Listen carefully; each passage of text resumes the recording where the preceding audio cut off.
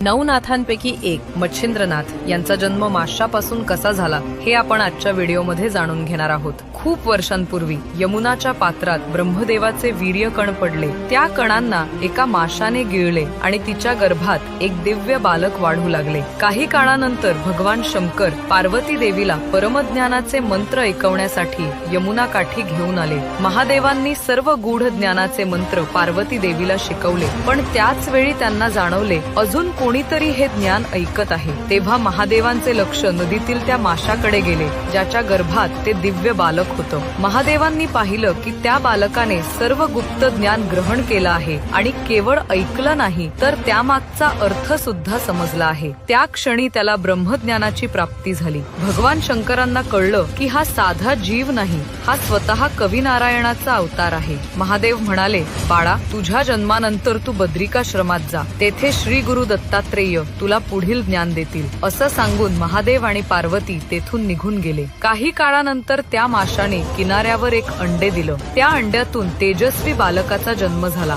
एक कोळी तो बालक देवरूप समजून घरी घेऊन गेला आणि त्याचा सांभाळ करू लागला। त्याचा जन्म माशापासून झाला होता, म्हणून लोकांनी त्याला मच्छिंद्र असं नाव दिलं। मच्छिंद्राने वयाच्या 5व्या वर्षापर्यंत आई वडिलांची खूप सेवा केली, पण नंतर त्याने घर सोडलं आणि हिमालयाकडे प्रस्थान केलं। तेथे त्याने कठोर तपश्चर्या केली आणि त्याच वेळी श्री दत्तात्रेय प्रकट झाले। महादेवांनी सांगितल्याप्रमाणे त्यांनी मच्छिंद्रांना योग, तत्वज्ञान आणि सिद्धविद्या यांसारखं अनेक दिव्य ज्ञान दिलं आणि पुढे जाऊन हाच दिव्य बालक नवनाथांपैकी एक